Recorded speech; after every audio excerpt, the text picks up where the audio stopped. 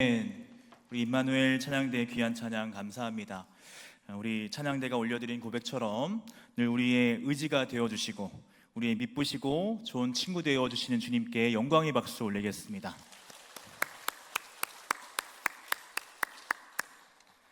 오늘 이 시간에는 제목이 좀 긴데요, 차별이 없는 하나님의 의, 화해의 복음이란 제목으로 하나님 말씀 나누겠습니다.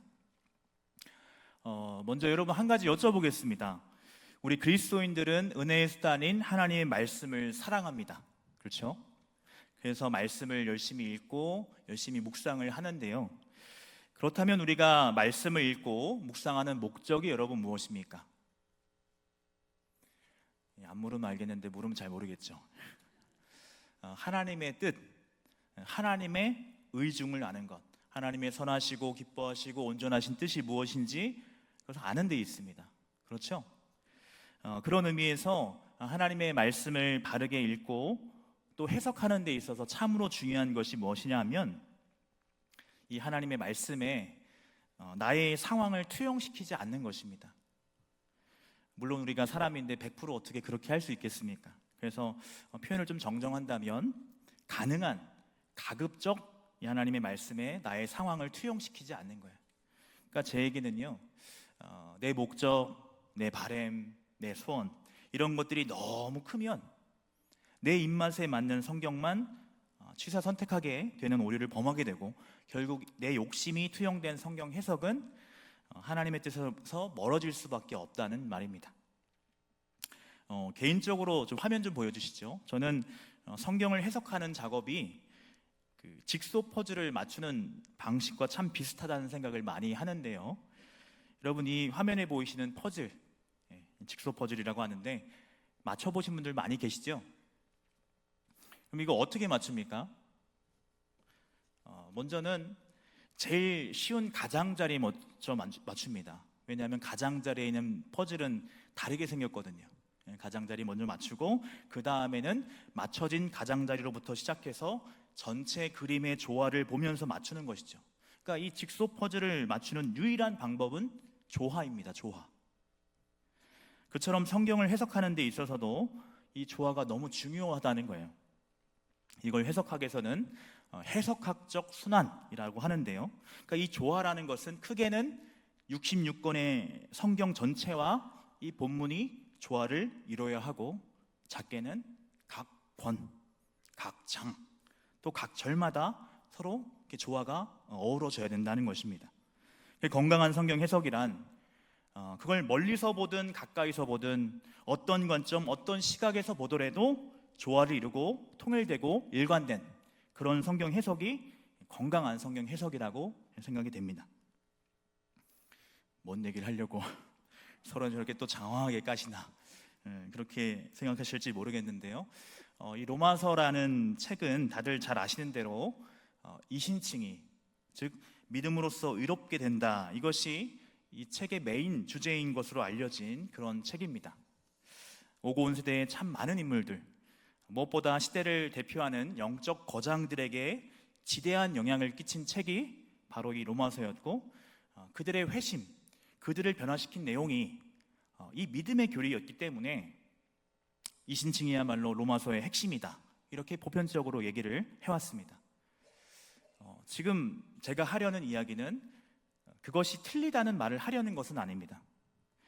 제가 바울 서신을 연구한 사람도 아니지만 그 바울의 수사학적인 패턴을 보면요, 바울이 쓴 편지들을 우리가 잘 살펴보면 바울이 어떤 주제와 논지를 이끌어낸 방식들을 보면 이게 참 사실 어려운 게 사실입니다. 그러니까 제가 묻고 싶은 것은, 사실 로마서라고 하는 책은 원래 편지잖아요. 편지 맞습니까? 갈라디아서, 에베소서 다 서신이에요. 편지인데 흔히 우리가 생각하는 편지라고 하면 잘 지냈나? 잘 지내라. 보통 이런 정도, 이렇게 안부 정도 묻는 수준 아닙니까? 어떤 목적이 있어서 쓰는 편지라고 해도 이런저런 일이 있었는데 이렇게 저렇게 처리해라, 그런 정도 아니겠습니까? 그러니까 기본적으로 편지라는 것은요, 이게 상황 문서라는 거예요. 그래서 이 수신자, 편지를 받는 수신자의 정황이 있고 그 정황에 맞는 겉면이 편지에 들어있는데 바울이 쓴 서신들, 특히 이 로마서 같은 경우는 사실 그 내용을 깊이 들여다보면 편지처럼 전혀 보이지 않고 무슨 작은 소논문처럼 보인다는 것이죠. 근데 그것은 이렇게 설명을 할 수 있을 것 같습니다. 이 서신이 쓰였을 때로 말할 것 같으면 종교학적으로 볼 때 기독교는 이제 갓 시작된 신흥 종교에 불과했습니다. 예수 그리스도의 죽음과 부활 사건으로 시작된 이 신흥 종교는 아직 그 어떠한 신학적 체계도 갖추지 못했어요. 왜냐하면 부활하신 예수님이 40일 만에 승천하시고 사라지셨거든요. 그래서 신학적 체계를 다듬고 완성해야만 하는 몫은 누가 해야 되는 거예요? 남겨진 제자들이 주어졌다는 것입니다. 그렇다고 제자들은 연관답시고 골방에 들어갔던 것은 아니었습니다. 제자들은 주님께서 말씀하신 지상명령에 따라 열심히 복음을 전했습니다. 하늘로 승천하시면서 곧 오시겠다 말씀하셨으니 정말 주님께서 곧 오시는 줄 알고 주님의 재림을 날마다 기다리면서 열심히 복음을 전했습니다. 근데 주님이 곧 오시는 줄 알았는데 이유는 알 수 없지만 재림이 생각보다 계속 너무 많이 지연이 되는 거예요. 그런 상황 속에서 문제가 뭡니까?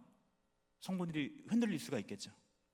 성도들이 신앙적으로 흔들리지 않도록 그 신앙을 견고하게 세워가야 될 필요성을 사도들은 느꼈고 재림이 지연되는 이유, 이와 같이 신학적으로 설명이 필요한 내용들이 생겨난 거예요.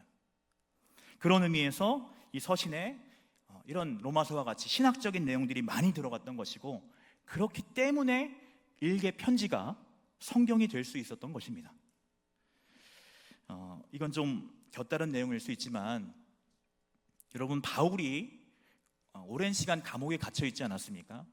계산을 해보니까 한 5년 정도 감옥에 갇혀 있었는데요. 바울이 감옥에 갇혀 했어야만 되는 이유도 바로 여기에 있는 거예요.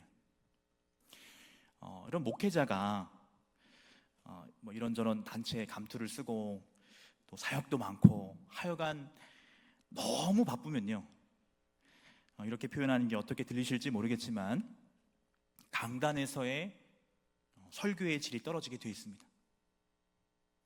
목회자도 사람이기 때문에 은혜의 공급이 필요하다는 것이죠. 그러니까 들어오는 게 있어요. 인풋이 있어야지 아웃풋이 있다는 거예요. 그러니까 바울에게 감옥은요, 쉼의 장소이자 하나님의 풍성하신 은혜를 경험할 수 있는 장소였어요. 왜냐하면 분주했던 사역들을 다 내려놓고 오직 하나님의 말씀에 천착할 수 있었기 때문입니다.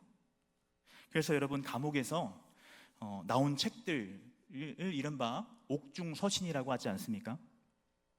네 권의 책 뭐죠? 에베소서, 빌립보서, 골로새서, 빌레몬서, 이 네 권의 책을 옥중서신이라고 하는데 바울이 쓴 서신 가운데 가장 수준 높은 내용을 다루고 있는 책들이 바로 이 옥중서신이에요.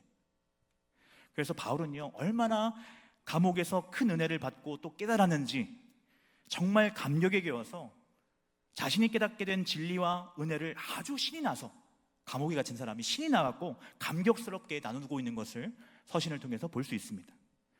그러니까 우리 같으면 감옥에 갇혔으니까 큰일 났다, 큰일 났어, 어떻게 할 텐데, 여러분, 우리 하나님은 합력해서 선을 이루시는 하나님이십니다. 우리 눈엔 실패처럼 보이지만 감옥에 갇혔으니 실패처럼 보이죠. 그 실패인 것처럼 보이는 상황 속에서도 여러분 누가 일하신다는 거예요? 하나님께서 일하시고 계시다는 거예요. 그러니까 바울이 감옥에 갇혀야 됐던 이유는 에필골몬, 이 네 권의 성경을 쓰라고, 이거야말로 오고 오는 세대에 정말 중요한 사역이니까. 그래서 여러분, 우리 성도의 인생에 뭐는 없습니까? 우연은 없습니다. 맞습니까? 우리 성도의 인생에 우연은 없습니다. 오직 하나님의 섭리만 있을 뿐이라는 사실을 믿으실 수 있기를 바랍니다. 오늘도 역시 두서없이 제 생각이 흘러가는 대로 설교가 진행되고 있습니다. 무슨 얘기를 하다가 여기까지 왔습니까? 이신칭이가 이 로마서의 주제가 맞냐 하는 것이었어요. 제가 여기서 말씀드리고 싶은 것은 이 로마서가 편지라는 측면에서 본다면 편지라고 하는 것은 앞서 말씀드린 대로 상황 문서라는 것이죠. 특정한 수신자의 정황이라는 게 존재한다는 거예요. 그래서 바울이 이 로마서를 쓴 목적은 단순히 이신칭의 교리를 소개하기 위해서가 아니라 로마 교회에 어떤 특정한 상황이 존재했고 그것을 해결하기 위해 풀어가는 과정에서 나온 이야기가 바로 이 믿음의 교리라는 거예요. 그렇다면 바울이 이 로마서를 통해 진정하고 싶었던 이야기가 무엇일까? 그것은 바울이 이 로마서에서 아주 중요하게 강조하고 있는 하나님의 의라는 단어 안에 담겨있는 이 복음의 성격과 깊은 관련이 있습니다. 우리 로마서 1장 16절, 17절 말씀 우리 화면 보시고 같이 읽어보겠습니다. 시작. 내가 복음을 부끄러워하지 아니하노니 이 복음은 모든 믿는 자에게 구원을 주시는 하나님의 능력이 됨이라. 먼저는 유대인에게요 그리고 헬라인에게로다. 복음에는 하나님의 의가 나타나서 믿음으로 믿음에 이르게 하나니 기록된 바 오직 의인은 믿음으로 말미암아 살리라 함과 같으니라. 아멘. 바울이 이 로마서에서 말하고 있는 복음이란 16절의 말씀처럼 모든 믿는 자에게 구원을 주시는 하나님의 능력을 말하는데 이것이 복음, 즉 우리에게 참으로 기쁜 소식이 되는 이유가 무엇이냐 하면 우리가 이 구원을 획득할 수 있는 방법이라고 하는 것이 나의 선행이나 나의 공로나 노력을 통해서 주어지는 것이 아니라 하나님께서 딱 하나를 보신다는 거죠. 그거 무엇입니까? 맞습니다. 믿음입니다. 믿음. 그래서 구원이라고 하는 것은 그럼 무엇을 통해서요? 믿음을 통해서 받게 된다는 것이죠. 이건 늘 우리가 들어서 아는 이야기인데 여기서 우리가 궁금한 것은 그거잖아요. 그렇다면 우리를 구원에 이르게 하는 믿음이란 도대체 무엇을 말하는가? 이 믿음을 어떻게 정의할 수 있는가 하는 것일 텐데요. 이것은 아무리 강조해도 지나치지 않을 만큼 너무나 중요한 것이죠. 왜냐하면 구원은 뭘로 받는다는 거예요?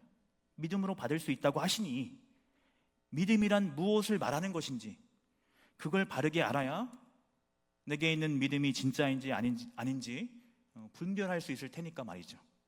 그래서 저도 이러한 내용에 관심이 많아서 참신앙의 참믿음의 표지에 대한 설교들을 많이 성도님과 나눴었는데요. 그런데 제가 이번에 이 로마서를 이제 재작년에 그 성경 공부를 진행하고 이번에 근본의 성경 공부를 한 번 더 진행을 했는데요. 근본에 이 로마서를 다시 곱씹어서 공부하면서 깨달은 내용이 뭐냐 하면 다들 잘 아시는 대로 바울은 이 로마서에서 믿음이라는 것을 아주 중요하게 강조를 합니다. 근데 이 책에서 바울이 말하는 믿음이란 무엇이냐 할 때 이 바울은 이 믿음이란 말을 여러 중의적인 의미를 함의하고 있는 그렇게 복잡하고 어려운 개념으로 이 믿음이란 단어를 사용하고 있지 않다는 거예요. 그러니까 바울이 말하는 믿음이란 아주 단순합니다. 하나님이 거저 주시는 은혜를 받아들이는 것을 말합니다. 그래서 앞서 읽은 17절 상반절을 다시 보시면 믿음에는 하나님의 의가 나타나서 라고 바울이 말하고 있는데 여기서 말하는 하나님의 의란 거저 주시는 의를 말하는 거예요.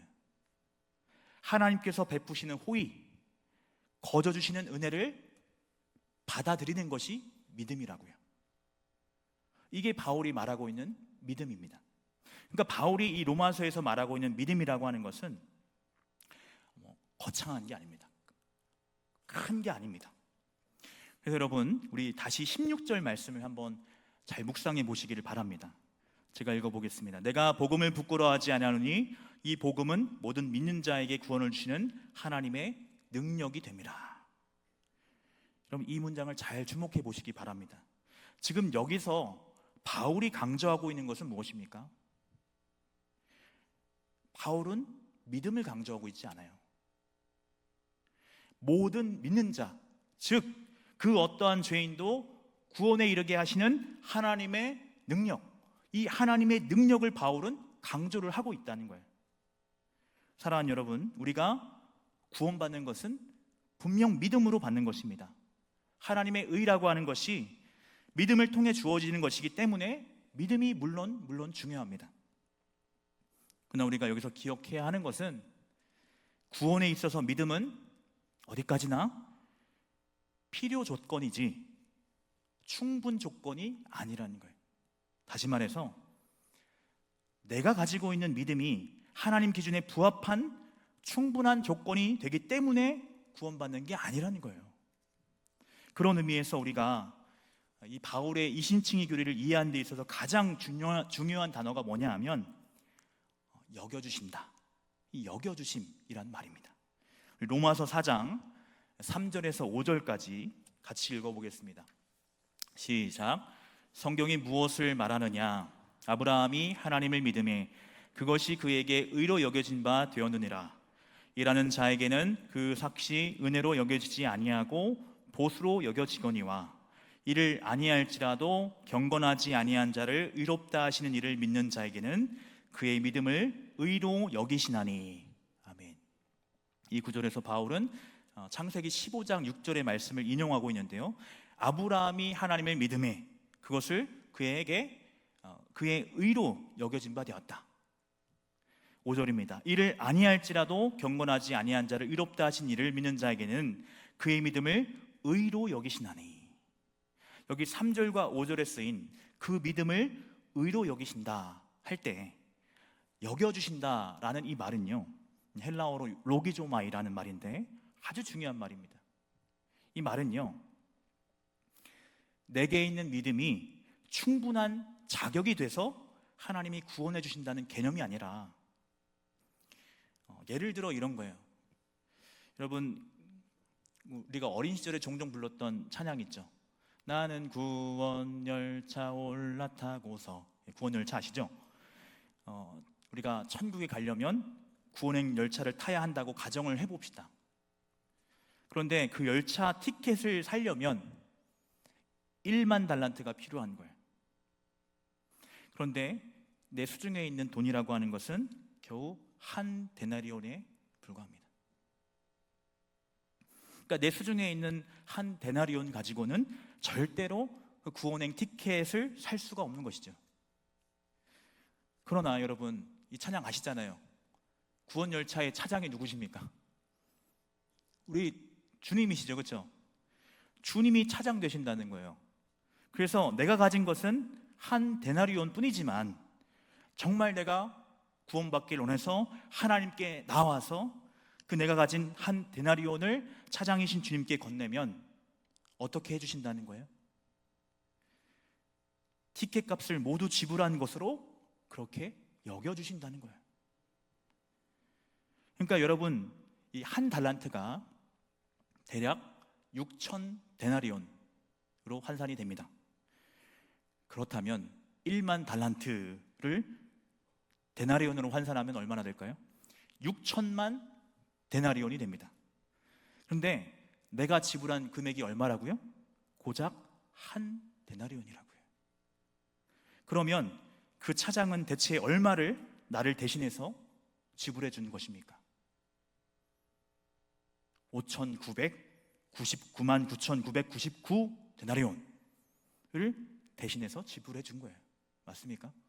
이건 예지만 여기서 내가 가지고 있었던 한 데나리온, 이게 바로 믿음이라는 거예요.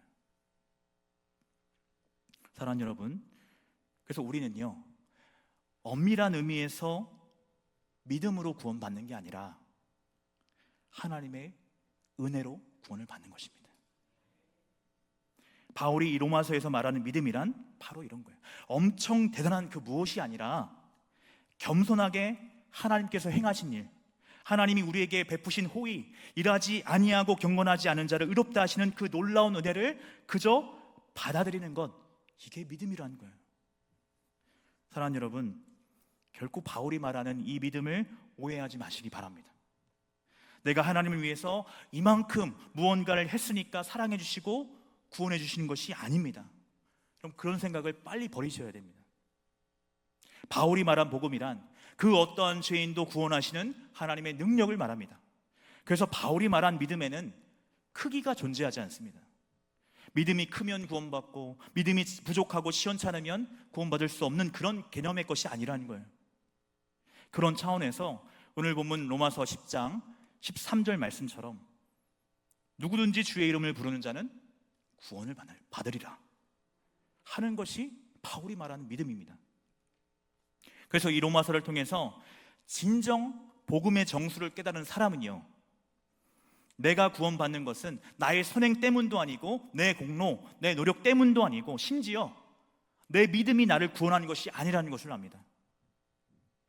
나를 구원하시고 하나님의 자녀 되게 하셔서 양자로서의 특권을 누리며 살게 하신 이 모든 것은 오직 하나님의 은혜임을 아는 거예요. 그래서 여러분, 오직 하나님께 영광을, 솔리데오 글로리아, 바로 이것이 정말로 복음의 정수를 바로 깨달은 사람에게서 나타나는 반응이라는 것입니다. 그래서 우리가 로마서 11장 마지막 부분의 내용을 살펴보면 유대인과 이방인 모두를 구원하기 위한 놀라운 하나님의 구원 계획을 바울이 알게 됐어요. 알게 되고서 어떤 고백을 하냐 하면 로마서 11장 33절에서 36절 같이 한번 읽어보겠습니다. 시작. 깊도다 하나님의 지혜와 지식의 풍성함이요 그의 판단은 헤아리지 못할 것이며 그의 길은 찾지 못할 것이로다. 누가 주의 마음을 알았느냐? 누가 그의 모사가 되었느냐? 누가 주께 먼저 드려서 갚으심을 받겠느냐? 이는 만물이 주에게서 나오고 주로 말미암고 주에게로 돌아갑니다. 그에게 영광이 세세에 있을지어다. 아멘. 하나님의 놀라운 구원의 신비를 알게 된 사람은 이와 같이 놀라운 은혜를 베푸신 하나님을 찬양하지 않을 수 없다는 것입니다. 사랑하는 성도 여러분, 우리가 받은 구원은 전적인 하나님의 은혜입니다. 그분의 말로 다할 수 없는 기이하신 사랑으로 말미암는 것인 줄 믿으실 수 있기를 바랍니다. 내가 받은 구원은 하나님의 값없는 선물이라는 것, 내 자신의 구원을 위해서 내가 한 일은 아무것도 없다는 것, 그래서 나를 구원한 하나님의 의란, 거저 받는 의라는 사실을 아는 게 너무 중요합니다. 사랑하는 여러분, 이걸 제가 하고 싶은 얘기는 이 얘기입니다. 이걸 분명하게 아는 사람은요, 삶의 자세와 신앙이 분명히 다릅니다. 무엇보다 이 진리는 우리의 주변에 있는 형제 자매를 대하는 방식에 분명한 변화를 가져옵니다. 내가 받은 구원이 나의 선행이나 노력이 아닌 전적인 하나님의 은혜로 말미암았다는 이 사실만큼 공평하고 평등한 진리는 세상에 없습니다. 그러니까 우리 모두는 죄인이고 동일한 믿음, 즉 거저 주시는 은혜를 그저 겸손히 받아들이는 이 믿음으로 구원받았다는 이 진리를 마음속에 받아들이는 사람은 결코 형제를 낮게 여기거나 하대하거나 깔보지 않는다는 거예요.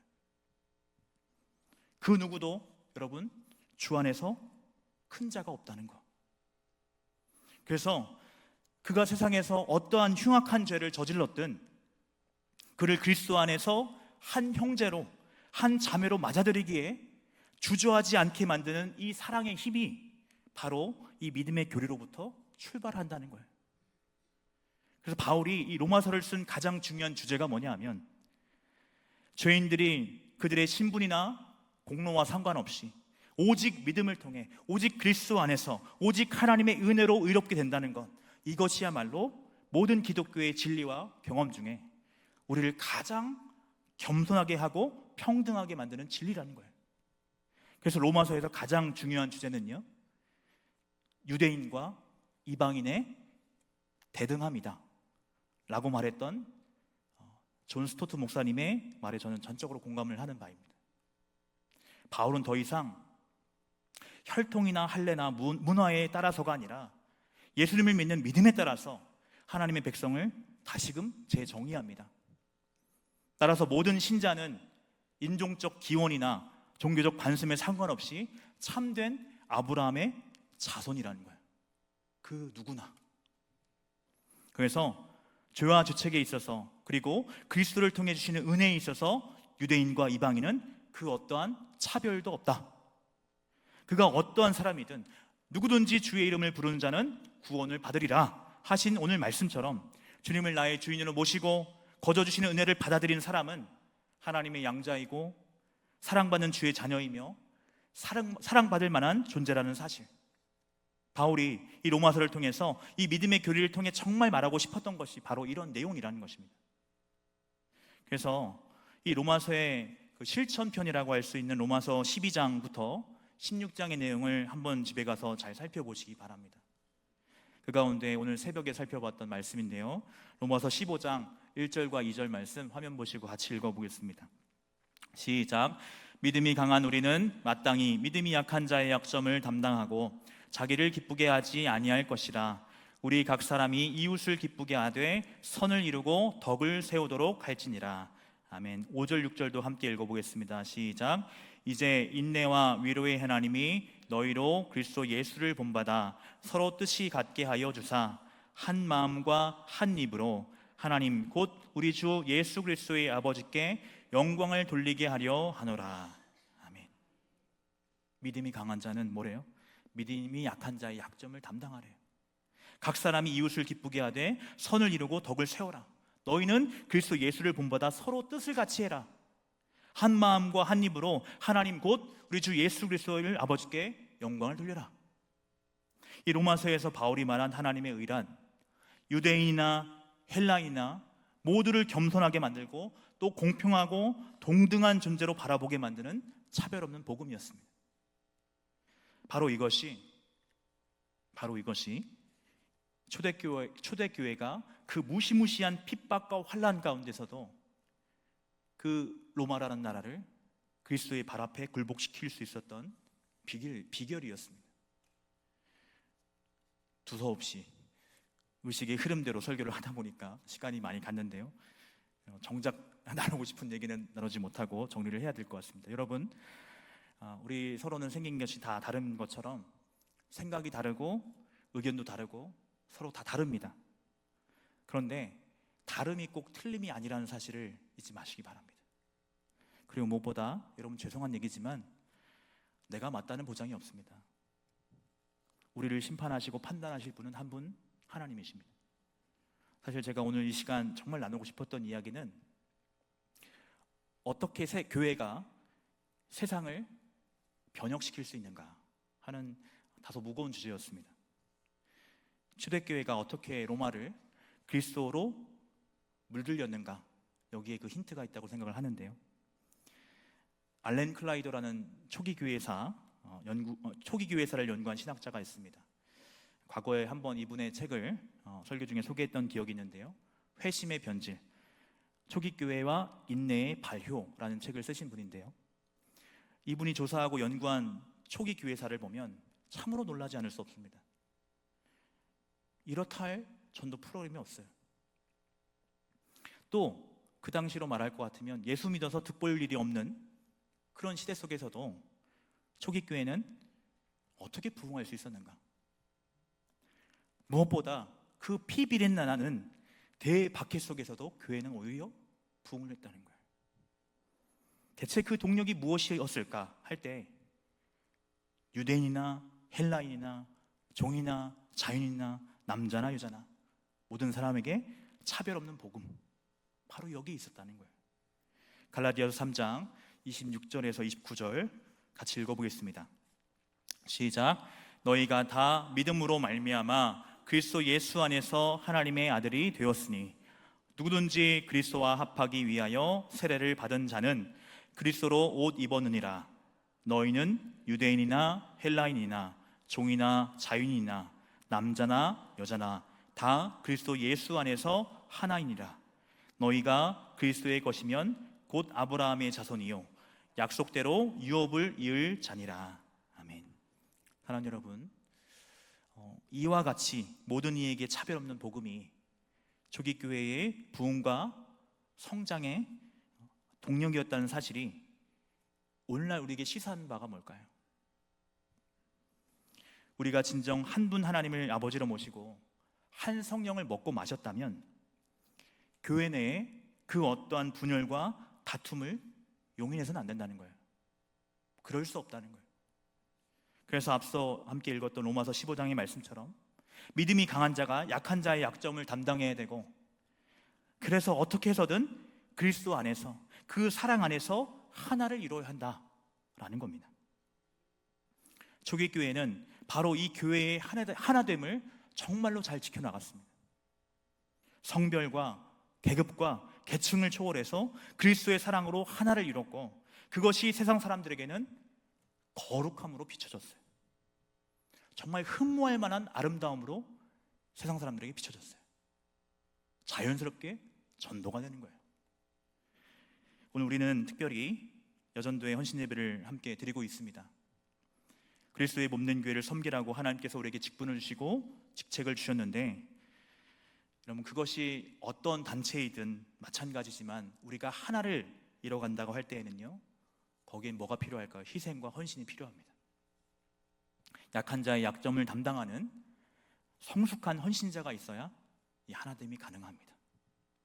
복음이 우리 안에서 정말 복음으로 역사될 수 있도록, 차별 없는 복음이 아름다운 결실로 맺어질 수 있도록 우리의 구주 되신 예수님을 본받아 우리 여전도 회원 여러분 더 낮아지시고, 더 겸손해지시고, 더 희생하시고, 더 헌신하시고, 더 충성하실 수 있는 회원 여러분들 다 되시길 바랍니다. 함께 기도하겠습니다.